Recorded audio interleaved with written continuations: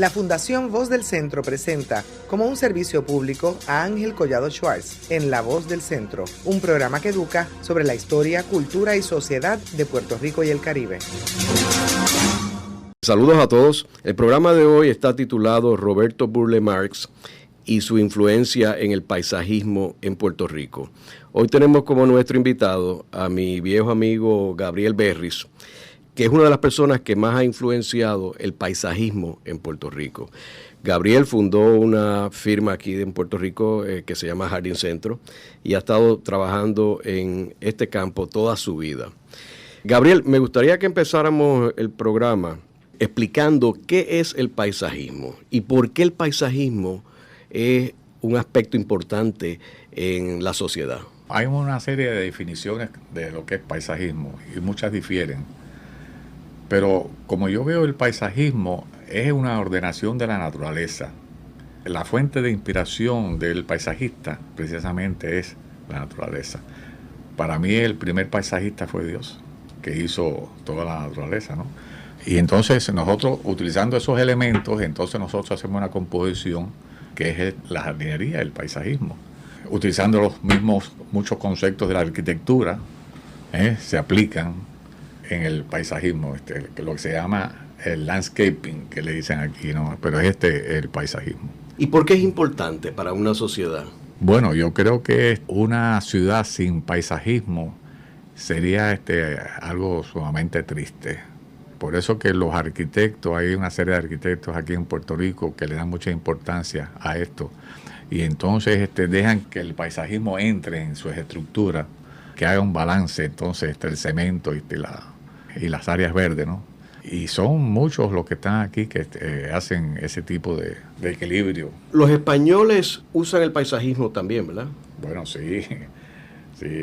Yo creo que en estos momentos en todo el mundo hay paisajismo.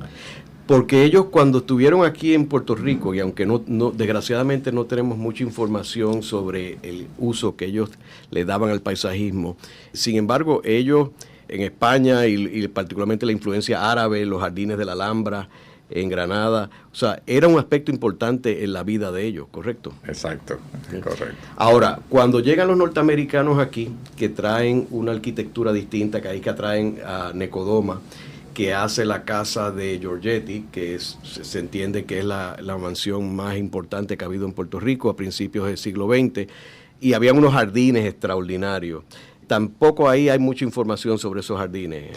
Bueno, yo no tengo información. Me imagino que debe haber algo, pero no la sé la existencia de ese sitio. Y me recuerdo, la llegué a ver antes de que la destruyeran.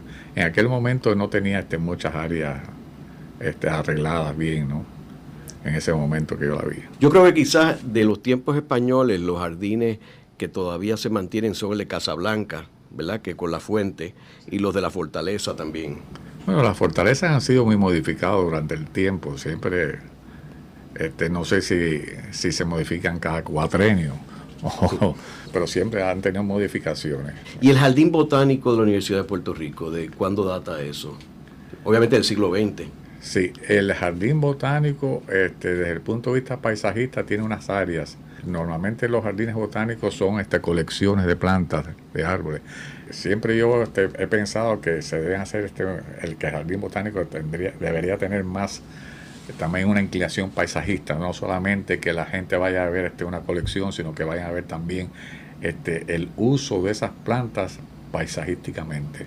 Y eso yo creo que hay ciertos intentos en el Jardín Botánico, pero yo creo que todavía hay que hacer mucho más en ese aspecto. ¿Y quiénes tú entiendes fueron los primeros paisajistas norteamericanos aquí en el siglo XX?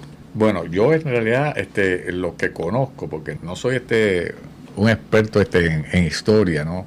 Pero recuerdo cuando yo llegué aquí en el año 60, estaba Randolph Hunter y estaba otros, más bien que eran paisajistas, que no sé si tendrían el título de arquitectos paisajistas, pero que es Milton Cobin, y había entonces una serie de negocios de plantas, como son los Pennock. Sobre todo habíamos también muchos negocios de plantas de exportación, se exportaba mucho material aquí de plantas de sombra, Y el paisajismo estaba tomando un auge, empezaba así, no se veía todavía, pero yo vi que había un paisajismo en cierto modo muy simple, muy simplista, ¿no? Setos y en las intersecciones de la calle, los jardines en las casas casi siempre lo que era la cruz de Malta esa que se llamaba Super King, que era una cruz de Malta de unas flores, y se veían los croton, pero no había en realidad todavía el paisajismo no había cogido el auge que yo veo que en estos momentos tiene, ¿no? Ahora, Pennock era paisajista también. Pennock tiene una hija que es arquitecto paisajista. Yo estoy hablando de Charlie Pennock. Está Charlie Pennock, el hijo que le decían Bonky Pennock, y ahora los hijos de Bonky están todos en el negocio del paisajismo, de la jardinería. Y tiene una hija que sí que es paisajista, que ella se llama Mary, de apellido. ¿Y cómo tú definirías el paisajismo en el 1960 cuando tú llegas a Puerto Rico? Bueno, yo lo defino que no se le daba la importancia. Por ejemplo, yo me recuerdo que es un detalle muy interesante, que yo me recuerdo que cuando en los desarrollos no se le ponía mucho énfasis a la jardinería. Yo me recuerdo que las casas aquí casi las vendían con un plano, el desarrollador vendía las casas casi en un plano y se vendían así los proyectos. Hoy en día ya el desarrollador que no hace un buen paisajismo se queda atrás, porque hay que ver las cosas que se están haciendo hoy en día en las entradas de las urbanizaciones. Y hay también una serie de desarrolladores que le dan mucho importancia a las áreas verdes. Aquí se están haciendo cosas muy interesantes desde el punto de vista paisajista en las áreas verdes de las distintas urbanizaciones. Pero tú dirías que era un paisajismo sencillo, simple. Muy simple, muy simple. Era grama, setos, entonces algunos árboles, que muchos árboles no eran apropiados para, por ejemplo, como el caso me recuerdo de Garden Hill, cuando sembraron laurel de la India en casi todas las casas, que no es un árbol apropiado para ponerlo en un patio de una casa porque por su sistema de raíces. Y era así, muy simple, no había mucho diseño, más bien era una colocación de unas plantas, es lo que yo vi en aquel momento. Y palmas también, ¿verdad? Y palmas, sí. Ahora, yo recuerdo haber leído que cuando llegaron los americanos, ellos importaron los pinos de Estados Unidos, que eso no era un árbol que estaba aquí. Bueno, en lo realidad, que está en Isla Verde. La mayoría de las plantas que hay en este momento en los jardines de Puerto Rico no son nativos, ni siquiera endémicos, no son endémicos ni nativos. Lo que pasa es que ya llevan tanto tiempo aquí que uno se cree que son como el flamboyán, que no es nativo de acá. Pero ahora mismo sí hay una gran riqueza de plantas y con las que ya había aquí, entonces ya hay mucho material para hacer buenos trabajos de paisajismo. ¿Y cómo fue el desarrollo del paisajismo en esos primeros años que tú estuviste aquí en los 60, Gabriel? Bueno, desde que yo vine aquí, yo me recuerdo que yo empecé a trabajar aquí con el ingeniero Pedro Miranda, que en paz descanse, que me dio la oportunidad, y más bien yo trabajaba haciendo rendering, o sea, presentaciones, y trabajé en ese sitio porque me habían prometido que iba a venir Sasaki, que es un arquitecto paisajista muy reconocido, y entonces me interesó trabajar en esa firma. Después Sasaki nunca llegó, pero vinieron entonces ayudantes de él, otros arquitectos. Y me recuerdo que el primer trabajo que yo hice de paisajismo fue en las colinas, allá en Ceiba. Eso fue en el año 62, por ahí. Y Pennock fue el que puso las plantas de ese proyecto.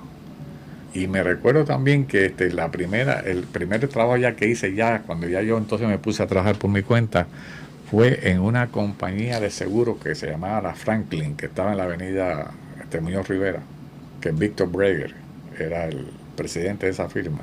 Y entonces yo ahí hice un paisajismo muy innovador porque utilicé muchas piedras.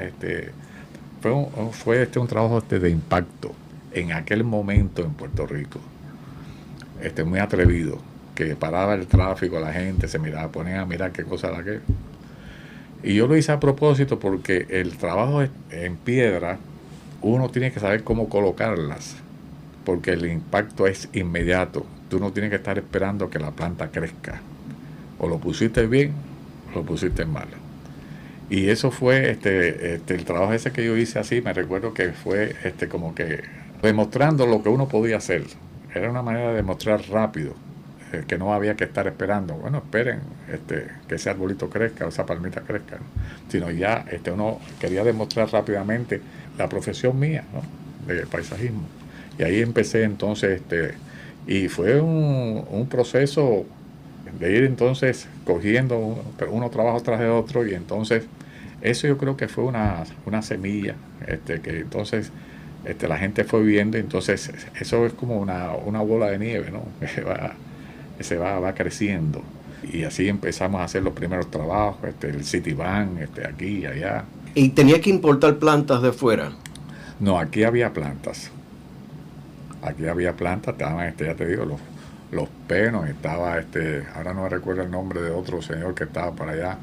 Habían plantas. No, pero digo, variedades nuevas. ¿Traías variedades nuevas de afuera? Bueno, variedades nuevas. Después yo empecé a traer variedades nuevas cuando empecé a hacer unos viajes. En este momento hay muchas variedades nuevas. ¿Y dónde las traías esas variedades? ¿De Estados Unidos o de Sudamérica? Las variedades nuevas, muchas de Sudamérica. Y también en los Estados Unidos hay unos shows siempre de plantas que ahí llegan cosas diferentes. ¿Y qué influencia tenían los arquitectos en todo este paisajismo? Particularmente arquitectos como Henry Klum, que era conocido por una casa que estaba rodeada toda de naturaleza. Es importante porque el arquitecto hace su diseño. Si él no deja áreas verdes, no hay oportunidad de que entre la clorofila en esas áreas, ¿no? El verde, ¿no? ¿Y tú entiendes que ha habido una concientización de los arquitectos a poner más áreas verdes? Sí, cada día eso se iba acentuando más. Y entonces me recuerdo de una firma aquí de Torre y Ferrer, que fue me dieron a mí un diseño a hacer del hotel al Cerro Mar. Y había mucho impulso, estaba cogiendo mucho impulso el paisajismo aquí. Ahora mismo el paisajismo aquí tiene unas bases. Todavía yo creo que hay mucho también por hacer, pero ahí hay una base ya fuerte en Puerto Rico. Gabriel, me gustaría entrar ahora en el personaje Roberto Burle Marx. ¿Quién era Roberto Burle Marx y cuál es su importancia en la historia del paisajismo de América Latina? Bueno, me gustaría decirte primero un poco de historia, cómo yo conocí a Roberto, porque me parece que eso es interesante. Roberto fue invitado en el año 1960 a Cuba a hacer unos trabajos de paisajismo allá. Y en cierta oportunidad Osmani Cienfuegos, que era el secretario de Obras Públicas y arquitecto, me pidió que yo formara parte de una comitiva si yo quería acompañar a Roberto Burle Marx. Y para mí eso fue, yo era estudiante de arquitectura, trabajaba en eso, en el zoológico de La Habana, haciendo el paisajismo para los animales, el hábitat de los animales, ¿no?, que iban llegando. Y me interesó mucho. Y entonces estuve 5 días con Roberto, para arriba y para abajo. Y ahí fue el nacimiento de una amistad. Entonces yo me voy a México, me voy de Cuba, salgo para México. Y en México ya le escribí que me había ido. Entonces él me deseó suerte y le dije que a lo mejor yo algún día iba por Puerto Rico. Entonces me habló de que en Puerto Rico había una serie de personas que yo podía ver, como eran los Pennock. Pero lo interesante de todo esto fue cuando ya yo iba aquí a Puerto Rico, que un día yo voy, él no sabía que yo me había ido ya para Puerto Rico, ni yo sabía que él estaba en Puerto Rico. Yo voy a la estación experimental, paseando yendo a ver algo de allá, y me encuentro a Burle Marx mirando una planta ahí de Bajuinia galpine, que es el paro de orquídea. Y yo, como él era se distinguía mucho por su pelo blanco, yo me la acerco y dice: Roberto, ¿qué tú haces aquí? Y dice: Gabriel, pero ¿y tú ya estás aquí? ¿Cuándo tú llegaste? Que yo no sabía que tú estabas aquí. Y ahí nació esa gran amistad. Y Roberto me invitó entonces después a ir a Brasil. Y él estuvo haciendo aquí una serie de trabajos aquí, como fueron en Montelledra, creo que fue, no sé si fue el Sheraton o uno de estos o el Hilton. Después Gaspar Roca lo invitó a hacer un trabajo en Dorado del Mar, y él hizo un diseño muy bonito, pero después no se llegó a ejecutar. Quique Martín lo invitó una vez para hablar de paisajismo aquí en la Universidad de Sagrado Corazón. O sea que él estuvo varias veces aquí. Pero él me influenció mucho a mí en mi trabajo de paisajismo. Y fuimos a una serie de excursiones. Me recuerdo que la primera excursión que hicimos fue en Morro de Chapéu, allá en el nordeste de Brasil. Él quería conmemorar el año de muerto de un arquitecto que fue con él a una excursión y se murió en esa excursión, problema cardíaco, y fue muy curioso porque no lo encontraron, y lo encontraron por las aves estas de rapiña, encontraron al amigo de él, y entonces quería, cuando se cumplió el año de la muerte de su amigo, ir a ese sitio, y ese sitio para mí fue una experiencia tremenda, y además entonces después siguiendo a la casa de él, no es que sino me quedaba en la casa de él. Entonces él ha influenciado mucho en mis trabajos, con las variaciones que uno siempre hace, ¿verdad?, a los temas. ¿Y cuál era la importancia de él como paisajista? Bueno, para mí, el que conoce la obra de Roberto Burle Marx, que mucha gente no la conoce, yo que tengo tantos libros que él me ha dedicado, y yo tengo, y a veces los miro, y la obra de él que la vi ahí en el sitio, Roberto es un tipo de eso que no nacen todos los días, porque él era pintor, escultor, paisajista, además le gustaba la música. Me recuerdo que tengo hasta una grabación, no sé ni dónde la tendré ahora mismo, pero sé que de cuando él cantaba ópera, ahí en las fiestas que daba en su casa. Él siempre daba unas actividades el día que él nació, en un 4 de agosto de 1909. El trabajo de él es un trabajo, yo me recuerdo estar en su oficina, y entonces que él lo estaban llamando de Nigeria, lo estaban llamando de aquí, lo estaban llamando de... O sea, el trabajo de él es un trabajo mundial, pero el trabajo de él está allá en Río. Y nunca se me olvidó una vez que me dijo: oye, Gabriel, estoy ya poniéndome viejo, de pronto a lo mejor me voy a morir y no conozco a mi país. Eso a mí me impresionó mucho. Y tanto que él viajaba, pero me dijo así. Y yo recuerdo que él diseñó las aceras estas en Río, ¿verdad? Que tienen como un diseño. Sí, es en Copacabana. En Copacabana, sí. Pero sí. En Río, sí. Sí, ese es Río, sí. En Copacabana él diseñó todas esas aceras que es un mural gigantesco. Y la casa de él, eso era bueno, él tenía en su colección de Philodendron, por ejemplo, que es una planta, él tenía cerca de 300 variedades, y de heliconia, que aquí en Puerto Rico es una nativa. Él tenía cerca de 150 variedades de heliconia. O sea que una de las colecciones privadas más grandes que había era la de Roberto, que hay muchas plantas con su nombre, la heliconia Burle Marx y Philodendron Burle Marx también.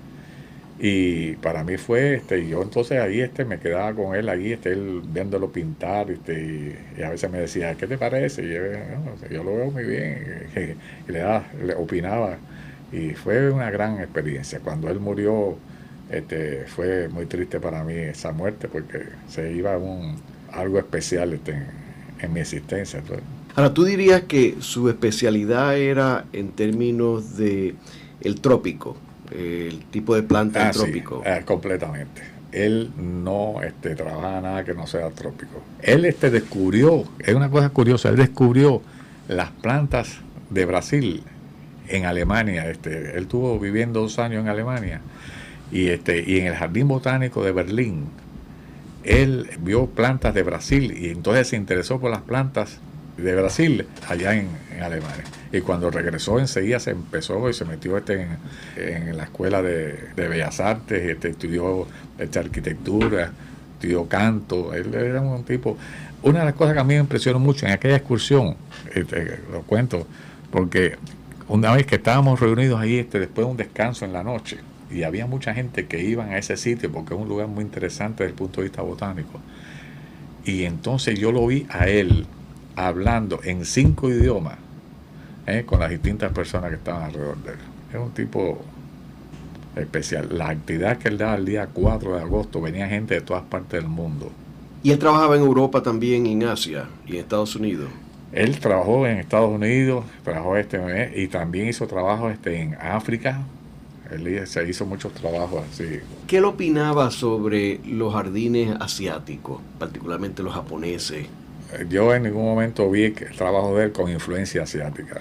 Te hago la pregunta porque siendo el brasilero y teniendo Brasil la población más grande japonesa fuera de Japón, si él tuvo algo que ver, y lo sabe que los japoneses son muy conocidos por el paisajismo de ellos y la forma que ellos diseñan esos jardines. Bueno, Roberto, sí, una de las cosas que así, características así que yo me recuerdo de él, es que no le gustaban, por ejemplo, no le gustaban las plantas variegadas. Siempre las veía como plantas enfermas. Y no le gustaban las plantas recortadas, mucho los setos, no era muy amigo de los setos, ¿no? Le gustaba mucho el desarrollo libre de la vegetación, que a veces no se puede, porque aquí en el trópico tuviste que las plantas, si no hay unas podas a cierto momento, pero yo vi unos trabajos de él increíbles allá en Brasil. Y él armonizaba el uso de las fuentes de agua con... Bueno, esto es uno de los elementos que él usaba casi siempre. El elemento agua para dar movimiento y sonido. Y también las gramíneas, que son las hierbas, ¿no? Como la caña de azúcar, que es una gramínea. Y él utilizaba mucho las gramíneas. Me recuerdo de una gramínea que él se llevó de Cuba y después yo la conseguí a través de Brasil. Y está aquí en Puerto Rico, que es una gramínea que se mueve mucho con el viento. En breve continuamos con La Voz del Centro por WKQ Radio Reloj. Esto es contenido. Esto es Radio Funglode.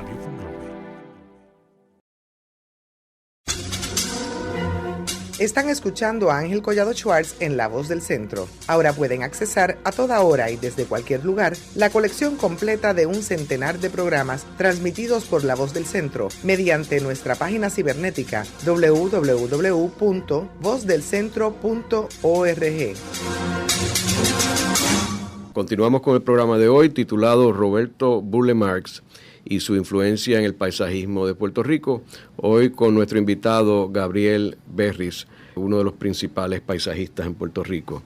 Gabriel, a mí me gustaría que habláramos un poco sobre la visita de Roberto Burle Marx a Puerto Rico. Yo recuerdo que por lo menos hace como 20 años, en una de sus visitas, tú lo llevaste a mi casa y yo tuve la fortuna de conocerlo, aunque brevemente, por un par de horas.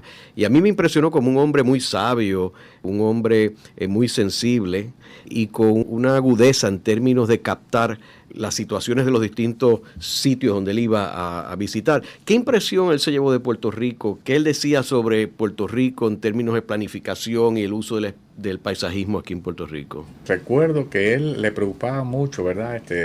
Las personas que estaban construyendo, que entonces no le daban la importancia a lo mejor tanto al paisajismo. Y entonces el balance entre construcción y áreas verdes no era el más adecuado. Eso yo me recuerdo que él en un periódico habló algo de eso, de que había muchas casitas que parecían a veces casi como gallineros. Yo creo que eso de la fecha que él vino acá, porque él murió hace 10 años, yo creo que eso ha mejorado mucho. Ahora mismo en realidad si uno entra en las urbanizaciones uno ve ya eso ha mejorado mucho, ¿no?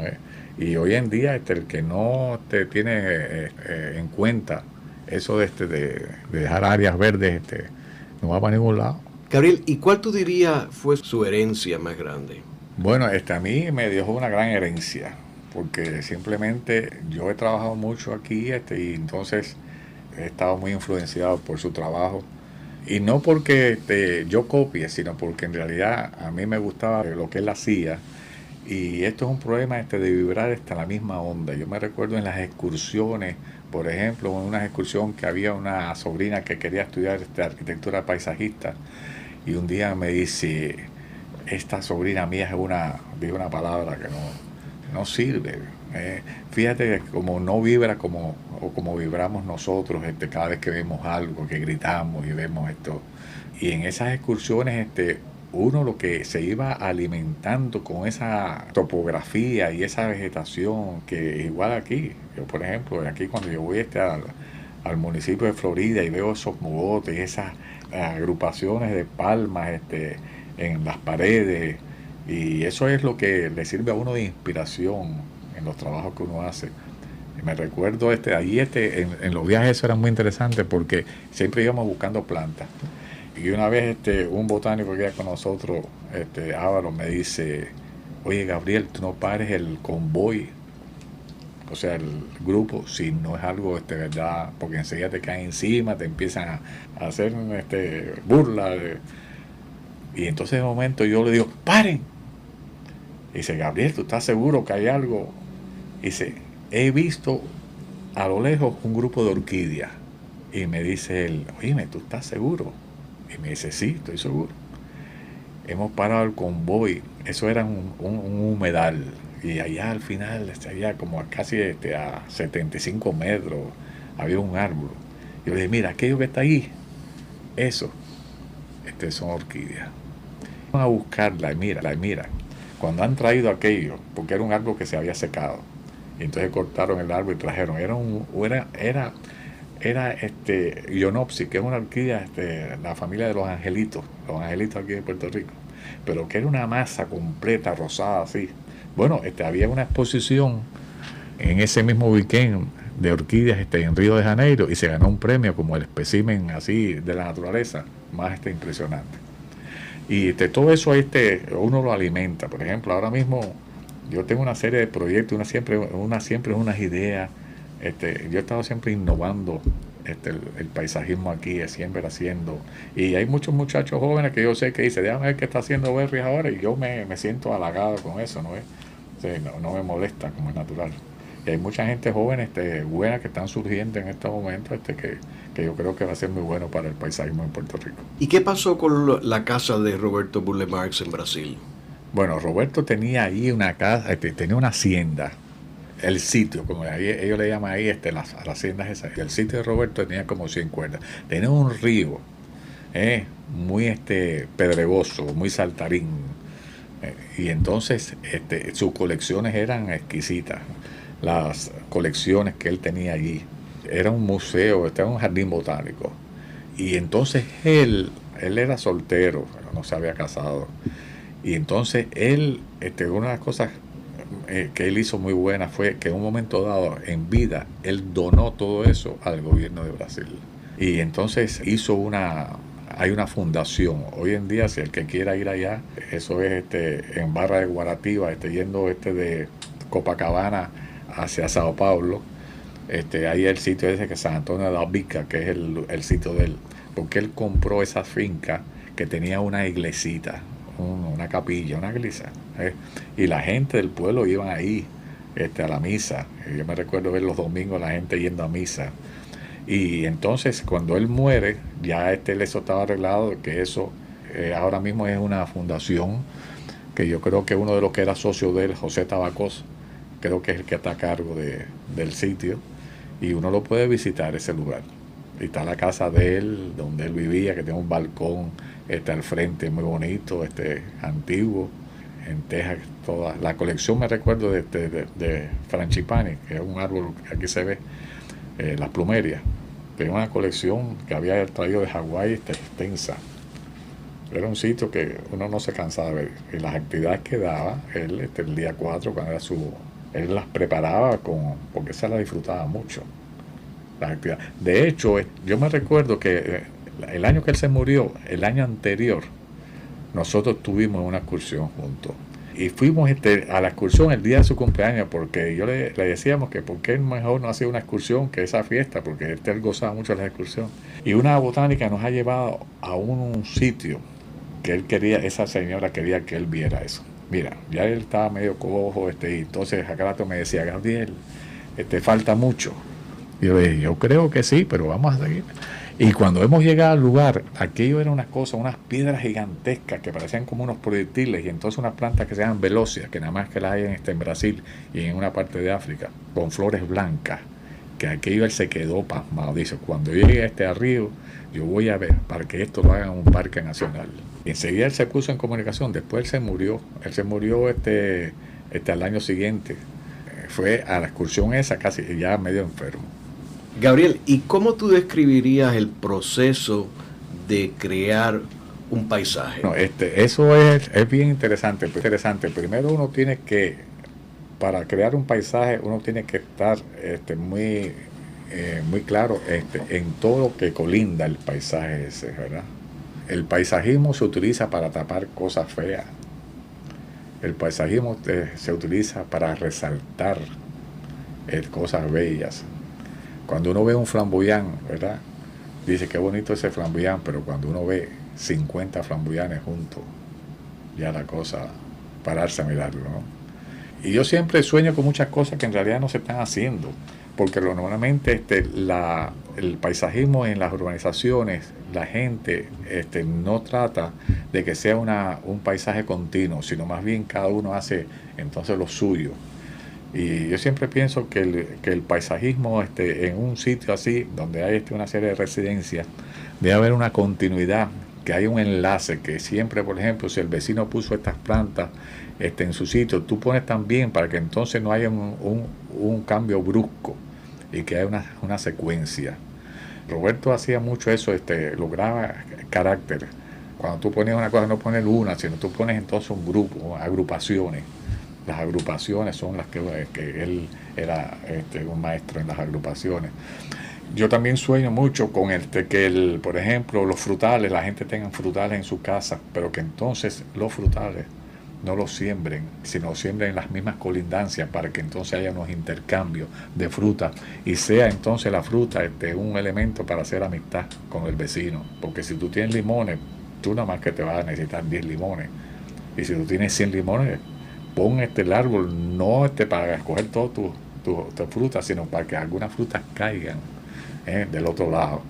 Y si todo el mundo hiciera eso, porque entonces pone entonces los frutales y deja los espacios, no interrumpe los espacios que podías tener áreas de estar con árboles frutales, sino los pones todos en las colindancias. Eso es algo que aquí hay que hacerlo, que la gente empiece a sembrar pensando en su vecino que está al lado. Yo creo que también que esto que tú mencionas, que es que el diseño de estos paisajes, de estos jardines, tengan como una especie de leitmotiv, unos motivos. Yo recuerdo en una ocasión que estuvimos hablando de que en la finca Aguas Buenas, de que en un sitio sembrar los árboles que llenan el espíritu, que es la cuestión física, sí. Y en otro lo que llena el cuerpo, sí. Que es los árboles frutales. Sí. O sea, que tenían sus temas divididos por funciones, sí. Que tú lo llevas ahora a un paso más extremo de crear amistad a través de la vegetación. Sí. Bueno, no, eso que tú me has tocado el tema, ese es un tema favorito mío, porque yo me recuerdo que una vez en un trabajo de un cliente casi estaban a punto de divorciarse porque él quería plantas que fueran utilitarias, que pudiera comerse una fruta, y ella quería flores, y yo les pude demostrar que las mismas plantas que producen frutas y que son utilitarias desde el punto de vista de la alimentación, esas cosas, también esas mismas familias existen en plantas que son nada más que para la contemplación. Y un caso muy típico es, por ejemplo, la bromelia, es familia de la piña, de comer, la caña de azúcar de las gramíneas, la yautía de las paletas de pintor, la palma de coco, de las otras palmas. Las heliconias son familias de los guineos. O sea, tú puedes hacer un jardín, poner unas plantas de guineo y poner heliconias que son familias. Entonces tú estás alimentando por un lado y por otro lado alimentando el espíritu. Es muy interesante. Y también el mantenimiento de esas plantas es otro aspecto importante, ¿no? Bueno, el mantenimiento, bueno, ya eso ya es un tema. Ya. El mantenimiento, yo siempre digo que el mejor diseño con un mal mantenimiento es peor que el peor diseño con un buen mantenimiento. ¿Cómo tú definirías la poesía que hay en ese tipo de diseño? Porque hay una poesía, hay un ritmo, ¿verdad? Exactamente, es correcto. En realidad tú estás tomando un tema que a mí me fascina. Yo siempre pienso que todo jardín debe tener un tema y una poesía. Las circunstancias de la vida a veces a uno le impiden hacer ciertas cosas, ¿no? Pero cuando uno tiene la oportunidad, como por ejemplo diseñar este jardín para un ciego, ¿verdad? Que entonces ya uno tiene que tener en cuenta una serie de factores. Tiene que tener un buen conocimiento de las plantas. Yo creo que ningún paisajista que no tenga conocimiento de las plantas, como el médico, si no tiene conocimiento de las medicinas, no puede recetar. Tiene que tener conocimiento de las plantas, como sean. Por ejemplo, un ciego se necesita entonces plantas que tengan textura. Y hay una serie de árboles como la cordia, la teca. Hay otros árboles que las hojas son suaves como si fuera terciopelo. Y entonces también el perfume. Las plantas que entonces dan perfume, conocer todas esas plantas que dan el perfume cuando tú estrujas la hoja, pero hay otro perfume que lo suelta la planta. Hay perfumes que nada más que se sienten de día, hay otros que se sienten de noche. Y entonces para una persona que está impedida, hay que colocarle entonces las plantas de manera que la brisa, tú tienes que poner la brisa de manera que el perfume le llegue a él, no al vecino a lo mejor. Ese tipo de cosas hay que conocerlas. Con relación a eso de la poesía, es, por ejemplo, ahora yo hice un trabajo que lo he llamado paisajismo a vuelo de pájaro, porque los pájaros son grandes sembradores.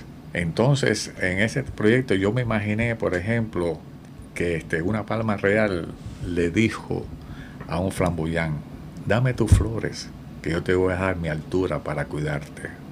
Y entonces, en cierto modo, la gente dice: oye, pero mira, seguramente cuando se empezó ese trabajo, ese hombre está loco. Sembró un flamboyán y le ha metido 2 palmas reales al lado de que el follaje le va a molestar. No, la palma real ha salido y entonces ella está arriba y las flores abajo. Y entonces, con unas piedras calizas, cupey, el marunguey, que es una samia, entonces hay un paisaje hecho con un sentido. Que cuando tú ves entonces una entrada, ¿verdad? A lo mejor 40 flamboyanes y 60 palmas reales. Entonces eso tiene un concepto, un carácter. Entonces, como es natural, muchas personas a lo mejor no lo entienden y uno tiene que explicárselo, pero hay otras personas que después de que lo entiendan lo sigan explicando.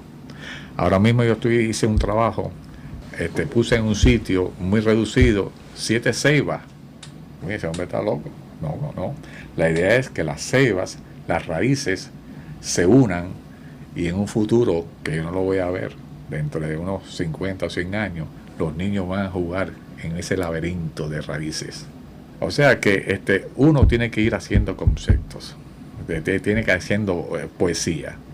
Como un sitio que he puesto un bonsái gigantesco, que es un árbol que lo puse encima de una piedra, lo he amarrado, y espero que entonces las raíces empiecen a abrazar esa piedra y sea el bonsái más grande de Puerto Rico. Y eso en realidad es poesía. Lo mismo que, por ejemplo, el movimiento. ¿Cómo se logra el movimiento en el jardín? Pues con las gramíneas, las hierbas, ¿no? Las hierbas se mueven, ¿verdad? Y hacen también ruido. Por eso que en los jardines siempre el elemento agua. Roberto usaba mucho, Burle Marx mucho el elemento agua en todos sus jardines, con una gran maestría. Y eso es poesía. Tú mencionabas cómo un paisaje o un jardín puede tocar los 5 sentidos. Bueno, exactamente. Bueno, vamos a ver si no es verdad. El sentido del olfato. Hay una serie de plantas que dan perfume. Son como unas privilegiadas, porque hay otras que, fíjate, que no tienen eso, ¿no? Como que Dios le ha dado esas perfumes. Y ahí tiene el sentido del olfato. El sentido de la vista, indiscutiblemente, tú al verla. El sentido del tacto, tú debes tocar muchas veces las plantas, un tallo, abrazar un árbol de eucalipto de glucta, que lo conoces, ¿no? Es que te es así jaspeado, o un árbol de almácigo, abrazarlo, sentirlo, recibir la energía que tienen ellos dentro. Después está el sentido te digo, la vista, el olfato, el gusto, Tú puedes ir a un sitio donde tienen plantas aromáticas y coger una matita de menta y meterte en la boca, y ahí sientes el gusto. Yo creo que me falta uno. El sonido. El sonido es el agua, seguro. El agua, los árboles. Hay un arbolito que se llama Acacia Lebec, que cuando tú vas por el sur de Puerto Rico, esos árboles que están, las semillas empiezan a sonar.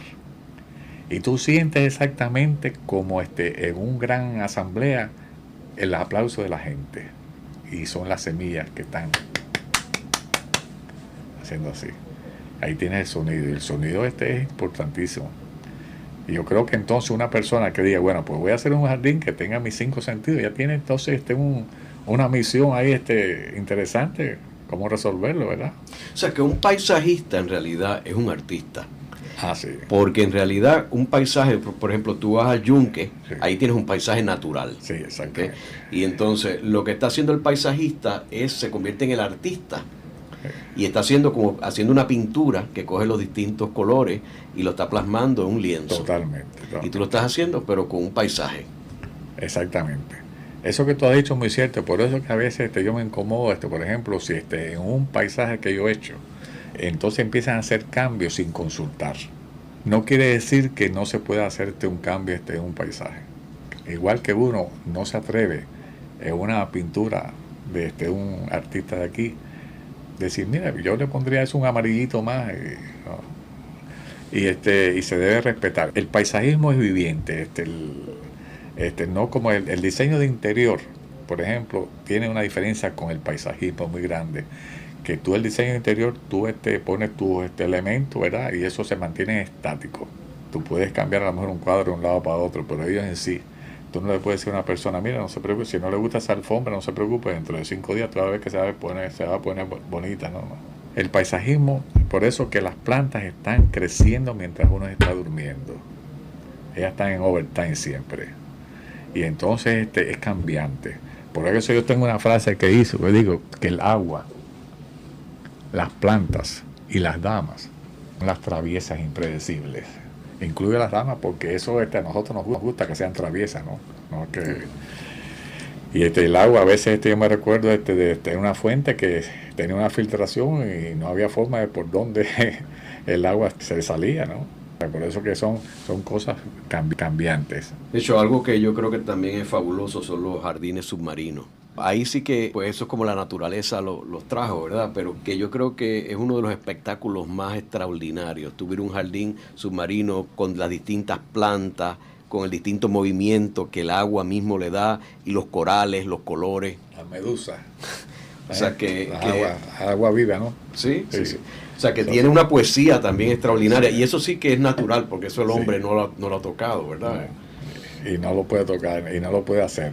Eso no. Ya ahí entra otras implicaciones.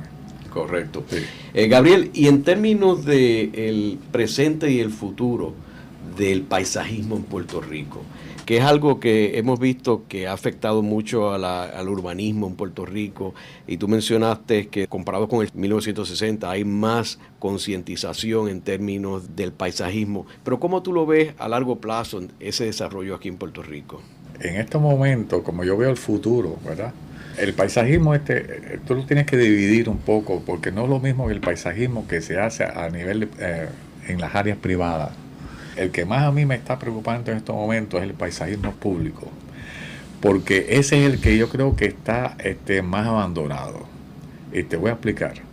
El paisajismo público está muy relacionado, está muy ligado en cierto modo a hacer algo para hacer ruido, pero no lo hacen de una manera paisajista. Yo creo que se debían utilizar más los arquitectos paisajistas para hacer el paisajismo público, por ejemplo, las avenidas. Para que tengas una idea, veas algo, que cuando puedas pasas por una intersección que yo hice, que es la que está frente a donde estaba antiguamente la Lincoln Military Academy. Antiguamente, que ahora mismo ahí hay una iglesia, eso es en la Martínez Nadal. Uno de los tréboles, ahí hicimos una vez un paisajismo, ¿verdad? Que se lo dedicamos a Quique Martí. De hecho, pusimos, me acuerdo, un letrero que decía, Quique, asómate y mira esto. Y ahí hay un grupo de palmas al centro con una serie de flamboyanes que este año florecieron todos esos flamboyanes, aquello se ve un espectáculo. Todas las intersecciones de Puerto Rico deben estar con cosas así interesantes.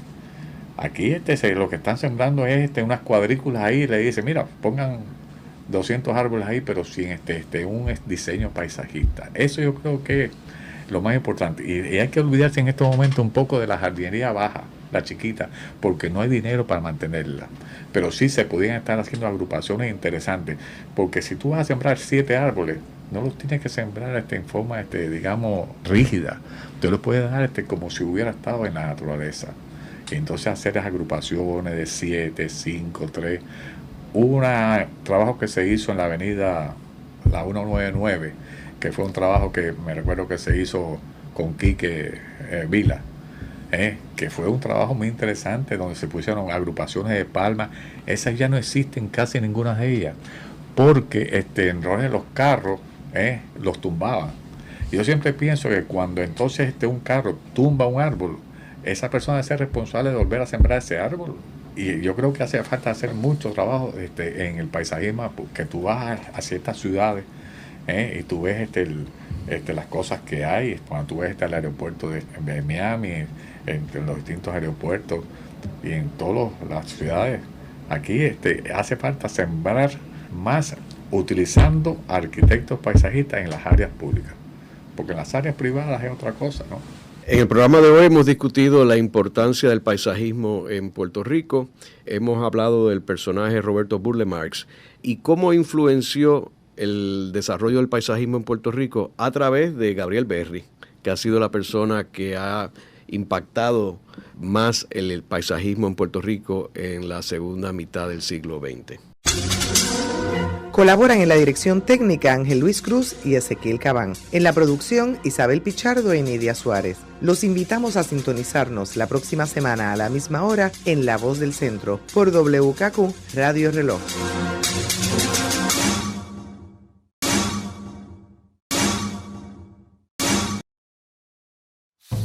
La cultura, el conocimiento. Radio Funglode.